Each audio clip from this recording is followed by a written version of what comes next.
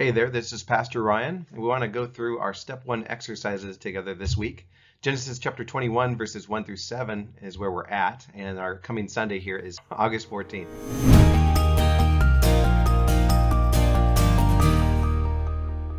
The first exercise is the underline and number, the repeated words. So what I have for this is I found the word said, that the Lord said something, God spoke something, Sarah said something again, and then who would have said, so that is a hypothetical person. So we have 5 uses of the word said, and I found 5 uses of the word son. Abraham's son, called the name of his son, he circumcised his son, and when his son Isaac was born, and then Sarah asks, yet I have borne him a son in his old age. And then lastly, I found the word old used 4 times. And it seems to be a point of emphasis. Abraham had a son in his old age. Isaac was circumcised when he was 8 days old. And then Abraham was 100 years old. And then again, Sarah emphasizes it at the end that he was in his old age. The reason why we do this first is because this brings out perhaps what the passage is emphasizing and where the passage is focusing our attention. The next step is to double underline time words. I see Abraham emphasizing his old age. We see Isaac being 8 days old. We see Abraham being 100 years old, specifically identifying how old he was in his old age, and then Sarah referencing his old age again. That's what I got there. The next step that I see is drawing a line connecting the cause and effect connections in the passage. And this is one that you kind of have to play with and explore a little bit. This is what I first got. I see the Lord visiting Sarah and something happening because he promised it to happen. Sarah then conceived and bore a son to Abraham. And then because the son was conceived and born, they were able to name him. And then after naming him, they circumcised him.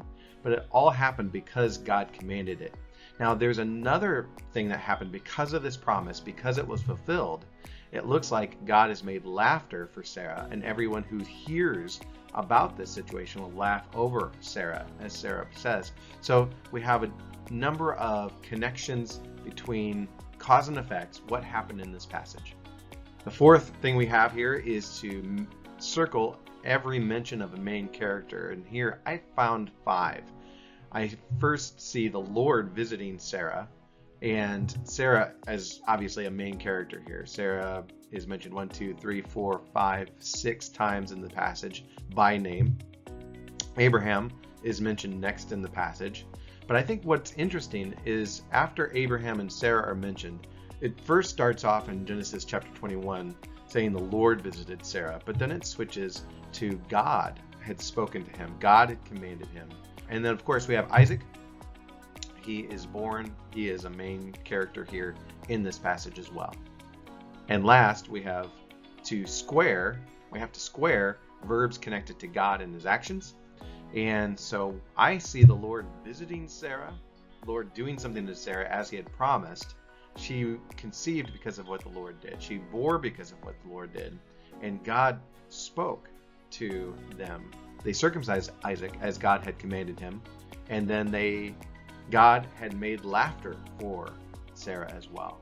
We have a number of things that God is doing in this passage. The first thing I want to mention is that the Lord did something. He promised, Sarah conceived, bore Isaac, they circumcised Isaac. All of that happened.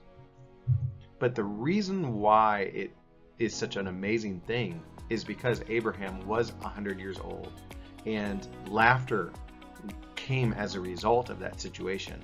And we have Sarah being amazed that she was able to bore Abraham a child, even though he was in his old age. She was advanced in age as well. And that's what we have today for Genesis chapter 21, verses 1 through 7. We'd encourage you to continue your Step 1 journey on your own. What observations do you see in the text? What's an important observation you think we missed in today's video?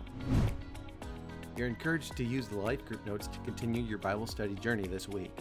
We're looking forward to processing our Bible study journeys together this Sunday at Louisville Evangelical Free Church. We hope to see you then.